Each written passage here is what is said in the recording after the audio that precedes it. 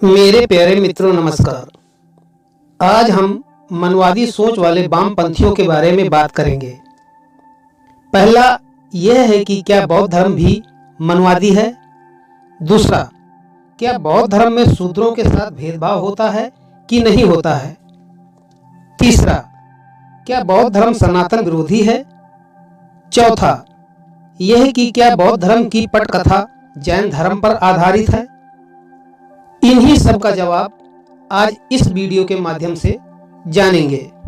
ये वीडियो उन लोगों के लिए है जो हिंदू धर्म को मनवादी सोच का बताकर भेदभाव से पूर्ण बोलकर सनातन या हिंदू धर्म का तिरस्कार या अपमानित करते रहते हैं।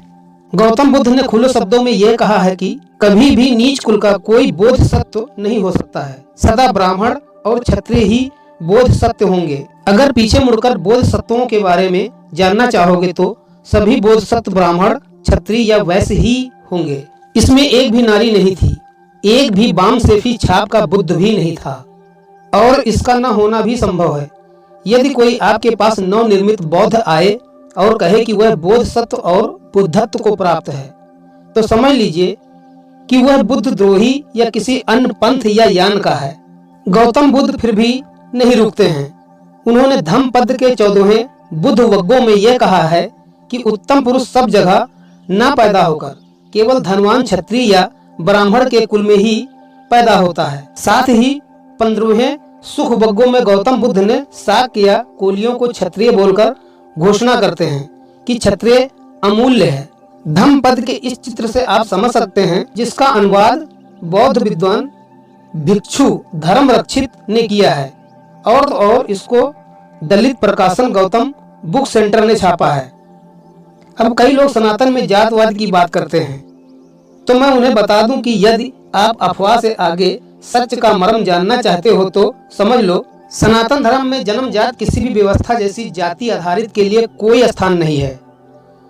पहले की तरह आज भी शूद्रों को ब्राह्मण बनने की छूट है। अकेले कांची के शंकराचार्य ने 500 शूद्र पुत्रों को पुरोहित पद देकर ब्राह्मण घोषित किया था। अब उनके एक शिष्य ने सनातन धर्म की गरिमा को पुनः स्थापित कर भीमवादियों और मलेच्छों को नंगा कर दिया है। हैदराबाद के श्री रंगनाथन मंदिर की 2700 वर्ष पुरानी परंपरा पुनः स्थापित की गई है। जो शूद्र वर्ण के लोग मंदिर जाने से कतराते थे, उन्हें ही पुरोहित बनाकर मुख्य पुजारी ने अपने ही कंधों पर बिठाकर गर्भगृह ले जाने का कार्य किया। अब आपको शायद पहले 2 प्रश्नों का उत्तर मिल गया होगा। अब वीडियो को आगे बढ़ाते हुए आगे के 2 प्रश्नों पर बात करते हैं। वीडियो को ध्यानपूर्वक देखें, क्योंकि ये बेहद महत्वपूर्ण जानकारियां हैं। अगर इन जानकारियों को समझ जाएंगे तो आपका माथा भी ठनक जाएगा। आजकल सोशल मीडिया पर कुछ वामपंथी विचारों वाले दलित, भीमवादी और मुस्लिम जो बहुत अभद्र हैं, सनातन धर्म और हिंदू धर्म पर या उनसे संबंधित भगवानों व देवताओं पर कटाक्ष करते रहते हैं और बौद्ध धर्म को आगे कर सनातन धर्म व उनके ग्रंथों में बुराई निकालते रहते हैं। ये और कोई नहीं है, ये वही लोग हैं जो ना तो पहले सुधरे थे और ना ही अब सुधरे हैं और ना ही कभी सुधरेंगे। इन्हें सरल भाषा में जोशुआ प्रोजेक्ट की पैदाइश कहा जा सकता है। अब आप कहेंगे कि जोशुआ प्रोजेक्ट क्या है। जोशुआ प्रोजेक्ट एक पश्चिमी देशों से संचालित यूरोप और अमेरिका में एक ईसाई मशीनरी संस्था है, जिसका उद्देश्य पूरे विश्व को ईसाई बनाना है। इसके लिए वह हवाला के जरिए, फंडिंग के जरिए धर्म परिवर्तन पर जोर देते हैं। इस संस्था का सॉफ्ट टारगेट सबसे ज्यादा दलित या भीमवादी ही होते हैं। इनके मन में इतना जहर भर दिया गया होता है कि ये सनातन के विरुद्ध बोलने पर जरा भी संकोच नहीं करते हैं। आए दिन बरसाती मेढक की तरह बौद्ध धर्म की आड़ में सनातन धर्म को नीचा दिखाने का कार्य सोशल मीडिया पर टर्रटोय किया करते हैं। हम आपको बता दें कि बौद्ध धर्म की नींव ही जैन धर्म के 80% के मानक पटल पर टिकी हुई है। वह चाहे बुद्ध की मूर्ति हो या बौद्ध ग्रंथ, ये सब के सब जैन धर्म से चुराए गए हैं, क्योंकि जैन धर्म तो बौद्ध धर्म से बहुत पहले का है। जिस अशोक मौर्य को हम महान बोलते हैं, उसी अशोक मौर्य ने अपने भाइयों का कत्ल करके राजगद्दी का मालिक बना था। अशोक इतना दुराचारी था कि उसने अपने पूर्वजों का भी ख्याल नहीं रखा। जबकि दादा चंद्रगुप्त मौर्य जैन धर्म के अनुयायी थे और उन्होंने जैन धर्म के अनुसार ही शरीर का परित्याग भी किया। और तो अशोक मौर्य के पिता बिंदुसार भी जैन धर्म का अनुयायी था। लेकिन सत्ता का लोभ अति भयावह तस्वीर होती है। उसने अपने भाइयों का वध कर दिया, जिसकी वजह से घर परिवार के लोगों ने उसके खिलाफ बगावत कर दी। अब इसी बगावत की चिढ़ में दुराचारी अशोक ने घर परिवार सब नष्ट कर दिया और साथ ही जो सनातनी जैन धर्मी राजा थे उन पर हमला कर करके उनको भी विनाश कर दिया। इसका एक उदाहरण कलिंग का युद्ध भी है।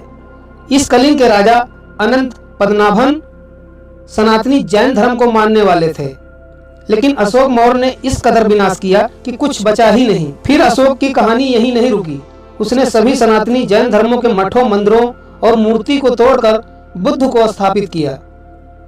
आप कभी भी सनातनी जैन धर्म महावीर स्वामी की मूर्ति देखिए, उनकी मूर्ति के नीचे स्वास्तिक चिन्ह और शेर का चिन्ह बना रहता है। इसी स्वास्तिक चिन्ह और शेर चिन्ह को अशोक ने जगह जगह स्थापित किया। और तो और महावीर स्वामी की मूर्ति को ही बुद्ध नाम दिया गया। लगभग अशोक ने सनातनी जैन धर्म को मिटाने में कोई कसर नहीं छोड़ी। जबकि देखा यह जाए कि सनातन धर्म का एक रूप जैन धर्म ही था, जो संसार के सभी प्राणियों में विश्व का कल्याण की भावना दृष्टि रखता था। लेकिन इसके उलट जो अशोक ने बौद्ध धर्म चलाया वह मलेच्छों से प्रेरित था। आज भी आप देखिए, जहाँ जहाँ जिन देशों में बौद्ध धर्म है वहाँ के ज्यादातर मांस भक्षणी मलेच्छी ही हैं, जो हर जीव को मारकर खाने में विश्वास रखते हैं। जैसे बर्मा, थाईलैंड, श्रीलंका, जापान, चीन, कंबोडिया, तिब्बत, वियतनाम और भारत के पूर्वी व दक्षिणी राज्य आदि बहुत से देश स्थान हैं। इन बातों से अब आप ही सोचिए कि बौद्ध धर्म कितना महान धर्म है। और इस बौद्ध धर्म को मानने वाले आज बहुतेरे दलित और भीमवादी ही हैं, जो आए दिन सनातन धर्म को गाली देते रहते हैं। इन गाली देने वालों के आइकन डॉक्टर अंबेडकर और पेरियार हैं। डॉक्टर अंबेडकर को संविधान रचने का श्रेय जाता है, लेकिन इनकी भी कुंठित मानसिकता ही थी, जो आए दिन सनातन धर्म पर प्रहार किया करते थे। सोचने वाली बात यह है कि हिंदुओं का एक धर्म ग्रंथ मनुस्मृति को भी जलाने का कार्य किया था। इसके साथ सनातन को बुरा भला कहते हुए बौद्ध धर्म को भी स्वीकारा था। मन में कुंठा होने के कारण उनका राजनीति से भी संबंध दिखता है, क्योंकि वह लोकसभा से 2 बार चुनाव लड़े और दोनों बार हार गए। और इस हार का ठीकरा जाति पंथ पर फोड़ा, यानी हम दलित थे इसलिए हम चुनाव नहीं जीते। लेकिन डॉक्टर अंबेडकर को पता होना चाहिए कि सनातन धर्म में 4 वर्ण ही थे। इन चारों वर्णों को 1108 जातियों में बांट दिया गया। अब इन्हीं 1108 जातियों में से मात्र 126 जातियों को आरक्षण देकर महान कार्य किया।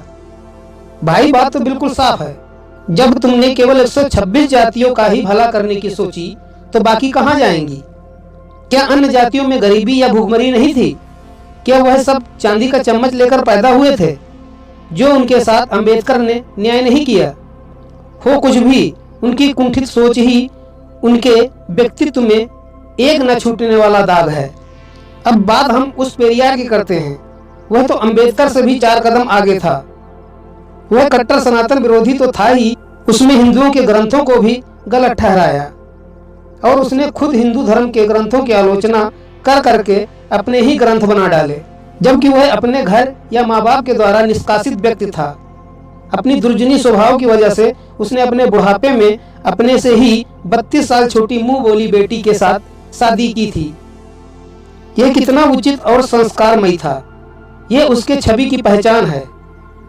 ऐसे ही कुटिल और कुंठित सोच वाले मनुष्य इस संसार का कितना भला करेंगे, ये तो आप सोच ही सकते हो। और सनातन की रक्षा के लिए अगर यह जीवन कम पड़ जाए तो कोई बात नहीं, क्योंकि आपकी सोच ही दूसरे को सोचने के लिए मजबूर कर सकती है। अंत में यही कहना चाहूँगा, धर्मो रक्षिता रक्षेत। जो धर्म की रक्षा करता है, धर्म उसकी रक्षा करता है। वीडियो देखने के लिए धन्यवाद। अगर वीडियो पसंद आई हो तो कमेंट्स, शेयर और सब्सक्राइब जरूर करें। बोलो हर हर महादेव। जय सनातन धर्म की।